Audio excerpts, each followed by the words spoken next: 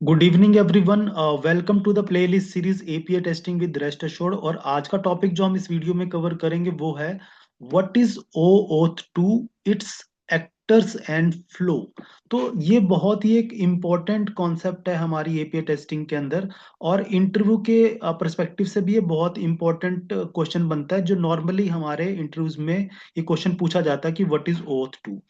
तो यहाँ पे मैं आपको ये चीज अंडरस्टैंड यहाँ पे एक्सप्लेन करूंगा एक बहुत ही इजी लैंग्वेज में। और मैं इसको आपको एक एग्जाम्पल की हेल्प से पूरा ग्राफिकली मैं यहाँ पे एक आपको ये अंडरस्टैंड यानी कि गो थ्रू कराऊंगा कि क्या है एक्चुअल में ओथ टू कैसे काम करता है। उससे पहले हम यहाँ पे क्विकली इसका कुछ थ्योरेटिकल पार्ट यहाँ पे गो थ्रू करते हैं quickly. So OAuth two is an open source authorisation framework. Basically OAuth two क्या है, एक ऑथराइजेशन का फ्रेमवर्क है, यानी कि ये ऑथराइजेशन परफॉर्म करता है। ठीक है, एपीआईज के कॉन्टेक्स्ट में। अब होता क्या है कि it allows a third party application to access resources API on behalf of a user which is resource owner. यानी कि क्या होता है कि आपका जो है ये ऑथ टू क्या क्या हमारी हेल्प करता है कि जो एक थर्ड पार्टी एप्लीकेशन है, अगर वो थर्ड पार्टी एप्लीकेशन यूजर के बिहाफ पे एपीआईज को या डेटा को एक्सेस करना चाहती है, तो वहां पे ये ओथ टू उस एप्लीकेशन को अलाउ करता है। यानी कि एक थर्ड पार्टी एप्लीकेशन को अलाउ करता है कि वो यूजर के बिहाफ पे क्या कर सके, एपीआईज को और डेटा को एक्सेस कर सके। और उसमें भी क्या है, without sharing the users password with the client. यानी कि उस थर्ड क्लाइंट यहाँ पे क्या है, बेसिकली जो थर्ड पार्टी एप्लीकेशन है उसी को हम क्लाइंट यहाँ पे रेफर करते हैं। ठीक है, तो ये क्या है कि आप उस थर्ड पार्टी एप्लीकेशन को अपना यूजर नेम पासवर्ड भी नहीं प्रोवाइड करना चाहते, पासवर्ड नहीं देना चाहते, लेकिन स्टिल आप एपीआई को एक्सेस करना चाहते हो उस एप्लीकेशन में। तो वो कैसे पॉसिबल होता है, वो ओथ टू की हेल्प से पॉसिबल होता है। ठीक है, तो यहाँ पे होता क्या है, basically instead of credential user name and password being sent with every request, OAuth two issues access token.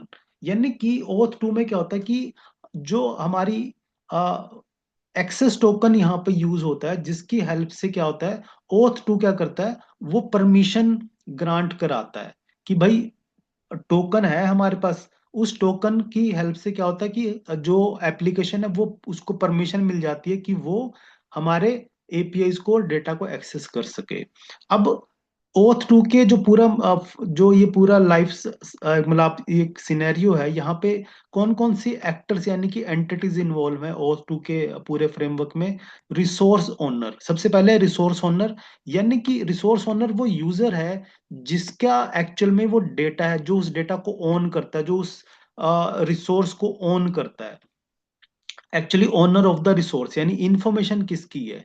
ठीक है, अब थर्ड पार्टी एप्लीकेशन, दूसरा एक्टर क्या है हमारे, third application. Third party application वो एप्लीकेशन होती है जो यूजर के बिहाफ पे, the application requesting access to resources on behalf of user.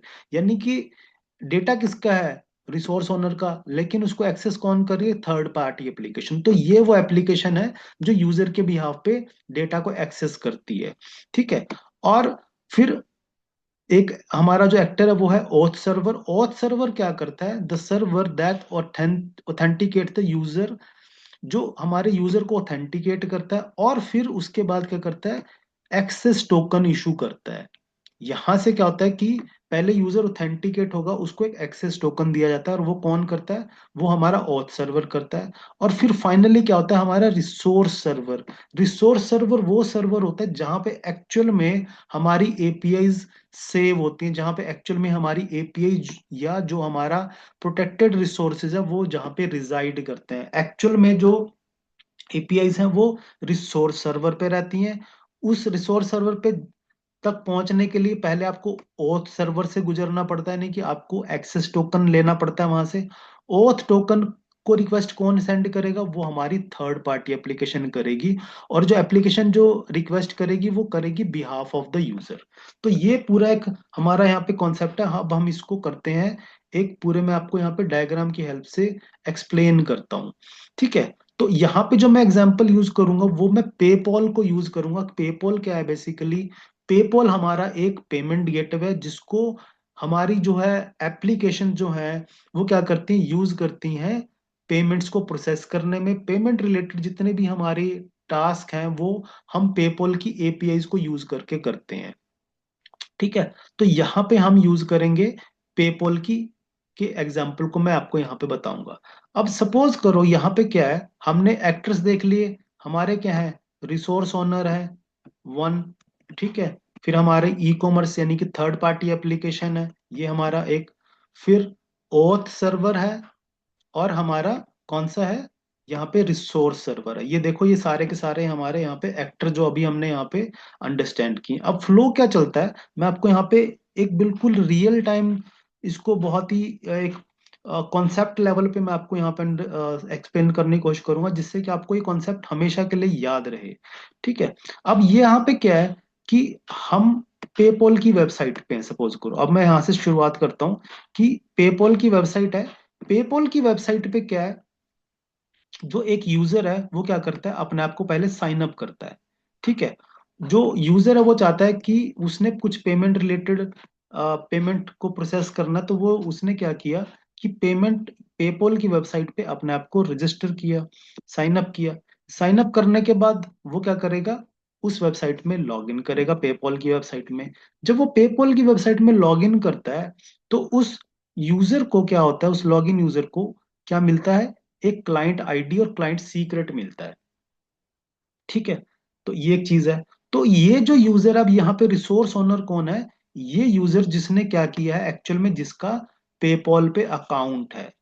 ठीक, तो ये एक हमारा कौन है, रिसोर्स ओनर है, कि जिसने पेपॉल पे अकाउंट बनाया, पेपॉल पे लॉगिन किया, तो वो कौन है, वो रिसोर्स ओनर है। यानी कि पेपॉल की इंफॉर्मेशन का ओनर कौन है, अपने अकाउंट की इंफॉर्मेशन, ये एक रिसोर्स ओनर है, जो एक यूजर है हमारा।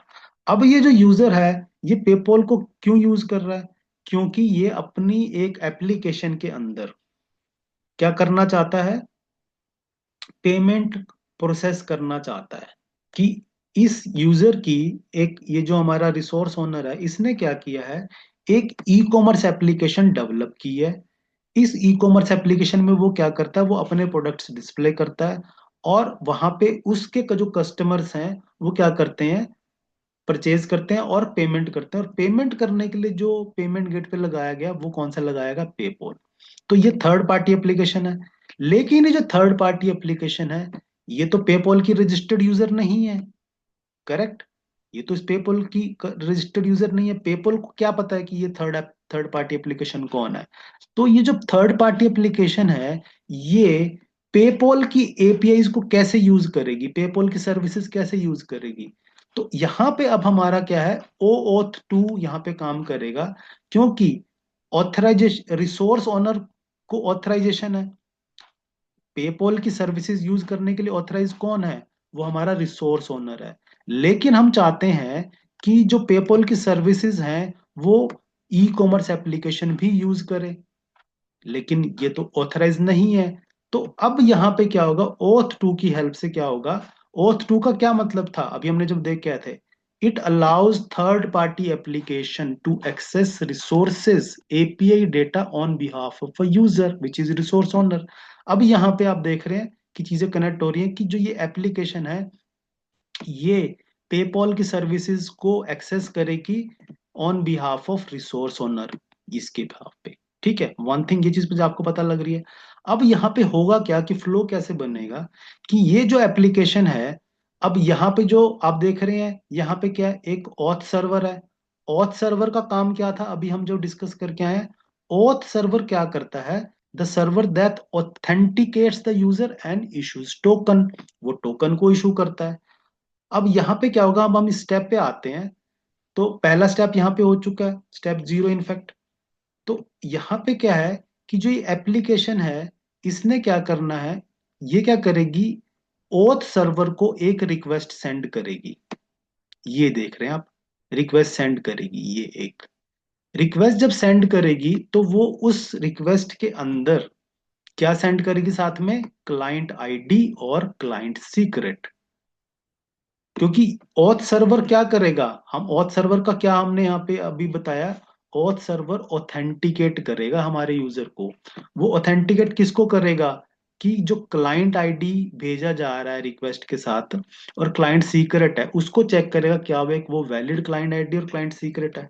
अगर वो उसको ऑथेंटिकेट करता है और ये देखता है कि यस ये करेक्ट क्लाइंट आईडी और क्लाइंट क्लाइंट सीक्रेट है, तो जो ऑथ सर्वर क्या है, वो क्या करता है, हमारी एप्लीकेशन को हमारी एप्लीकेशन को क्या करता है, एक्सेस टोकन रिटर्न कर देता है।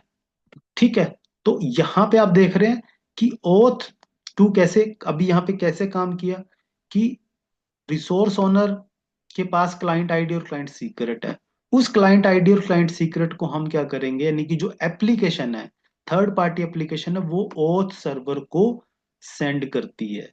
अगर वो ओथ सर्वर उसको प्रॉपरली वैलिडेट करता है, तो ओथ सर्वर उसको बाद में क्या, एक एक्सेस टोकन रिटर्न करता है। तो हमारा एक स्टेप यहाँ पे पूरा हो गया कि थर्ड पार्टी एप्लीकेशन को ओथ सर्वर ने ऑथेंटिकेट कर लिया है और उसको क्या किया है, ओ एक्सेस टोकन हमारा यहाँ पे ग्रांट करती है, उसको प्रोवाइड करती है। अब ये जो थर्ड पार्टी एप्लीकेशन है, एक्चुअल में अब जो एपीआईज हैं पेमेंट को प्रोसेस करने की, इनवॉइसेस को लिस्ट करने की, वो कहाँ पे हमारी स्टोर है, कहाँ पे रिजाइड करती हैं, वो हमारे रिसोर्स सर्वर पे रिजाइड करती हैं। एक्चुअल में एपीआईज यहाँ पे हैं। ओथ सर्वर के पास कोई एपीआई नहीं है।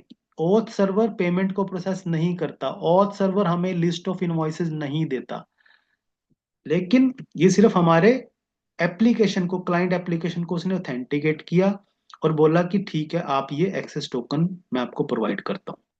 अब ये जो थर्ड पार्टी एप्लीकेशन है, ये क्या करेगी, जो रिसोर्स सर्वर है, रिसोर्स सर्वर क्या है, जहां पे सारी एपीआई स्टोर हैं, वो जो सर्वर है उसको अब क्या करेगी, जो हमारी थर्ड पार्टी एप्लीकेशन है, क्योंकि वो ऑथेंटिकेट हो चुकी है अब वो क्या करेगी, इस थर्ड पार्टी एप्लीकेशन हमारी क्या करेगी, रिसोर्स सर्वर पे एक और रिक्वेस्ट सेंड करेगी एपीआई की। वो पेमेंट की एपीआई हो सकती है, वो इनवॉइसेस देखना चाहती है, तो वो एक रिक्वेस्ट सेंड करेगी। अब जब वो रिक्वेस्ट सेंड करेगी यहाँ पे, वो उस रिक्वेस्ट के साथ क्या साथ में सेंड करेगी, एक्सेस टोकन। कौन सा एक्सेस टोकन, जो उसको ओथ सर्वर ने प्रोवाइड किया है। ठीक है। जो हमारे ओथ सर्वर ने टोकन प्रोवाइड किया, वो अब जो थर्ड पार्टी एप्लीकेशन है वो क्या करेगी, वो उस टोकन को सेंड करेगी टू द रिसोर्स सर्वर। और अब जब ये रिसोर्स सर्वर के पास ये रिक्वेस्ट आएगी कि ये जो एक एप्लीकेशन है, ये मेरे को रिक्वेस्ट कर रही है कि मुझे लिस्ट ऑफ इनवॉइसेस रिटर्न करो, तो यहाँ पे रिसोर्स सर्वर अब क्या करेगा, उस एक्सेस टोकन को कहाँ पे भेजेगा, फिर से ओथ सर्वर के पास भेजेगा। ओथ सर्वर के पास ही भेजेगा कि भाई मेरे पास ये टोकन आया है, मुझे ये वैलिडेट करके बताओ कि क्या ये टोकन आपने इशू किया है। राइट। अब यहाँ पे ओथ जो सर्वर है उस टोकन को चेक करेगा कि ये टोकन मैंने ही इसको प्रोवाइड किया ना। यस, अगर वो उसने प्रोवाइड किया तो वो उसको रिस्पॉन्स भेजेगा कि यस ठीक है, कि ये जो टोकन है करेक्ट है, ये मैंने ही इशू किया है, अब आप जो रिक्वेस्ट है आप उसको फर्दर प्रोसेस कर सकते हो। अब जब जो हमारा रिसोर्स सर्वर है, उस रिसोर्स सर्वर को ओथ सर्वर ने ये इंश्योर कर दिया, चेक करके बता दिया कि भाई टोकन वैलिड है। अब ये जो रिसोर्स सर्वर है, ये क्या करेगा, जो एपीआई रिक्वेस्ट सेंड की है, उस एपीआई रिक्वेस्ट को प्रोसेस करेगा। सपोज यहां से जो रिक्वेस्ट आई है वो कौन सी आई है, कि लिस्ट ऑफ इनवॉइसेस की, हमें लिस्ट ऑफ इनवॉइसेस देखनी है इस एप्लीकेशन के अंदर। तो सर्वर क्या करेगा, उस रिक्वेस्ट को प्रोसेस करेगा और वो जो रिस्पॉन्स है वो वापस से हमारी एप्लीकेशन को भेज देगा। यानी कि एप्लीकेशन के पास रिस्पॉन्स के अंदर क्या चली जाएंगी, लिस्ट ऑफ इनवॉइसेस यहाँ पे एज ए रिस्पॉन्स चली जाएंगी। तो अब आप यहाँ पे देख रहे हैं कि जो ये डेटा है, एक्चुअल में जो लिस्ट ऑफ इनवॉइसेस है वो किसका डेटा है, वो डेटा तो इस रिसोर्स ओनर का है, यूजर तो ये है। जो एप्लीकेशन है वो थोड़ा ना पेपॉल की यूजर है, नो।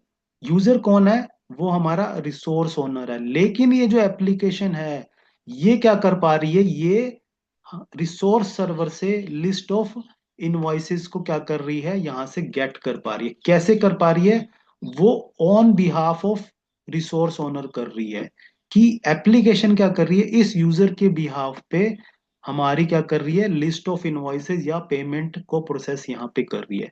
तो ये पूरा का पूरा प्रोसेस है। आपने देखा कि अगर लिस्ट ऑफ, जो ये हमारा यूजर है, इसको अगर इनवॉइसेस की लिस्ट देखने, तो वो क्या कर सकता है, वो डायरेक्ट अपनी पेपल वेबसाइट में लॉग इन करेगा और वहां पे जाके लिस्ट ऑफ इनवॉइसेस देख लेगा। लेकिन वो कहाँ पे है, वो तो सिर्फ पेपल की वेबसाइट के अंदर ही है ना।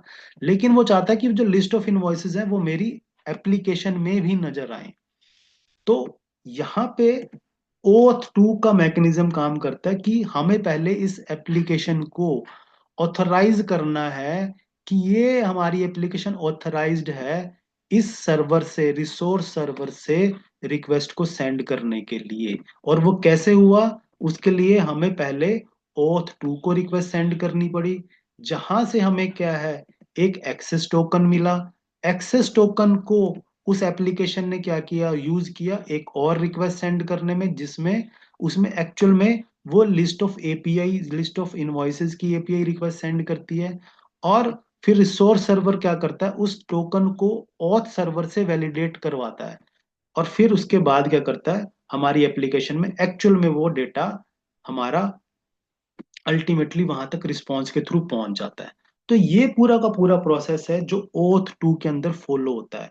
तो आई होप ये जो कॉन्सेप्ट है कि जहां पे यूजर का डेटा कैसे कोई एक थर्ड पार्टी एप्लीकेशन हमारी यूज करती है, वो आपको यहाँ पे अंडरस्टैंड हुआ है। अगर आपको ये कॉन्सेप्ट अंडरस्टैंड हुआ है और आपको ये चीज, ये जो इन्फॉर्मेशन मैंने यहाँ पे प्रोवाइड की अच्छी लगी है, तो प्लीज वीडियो को लाइक करें, कमेंट करें और चैनल को सब्सक्राइब करें।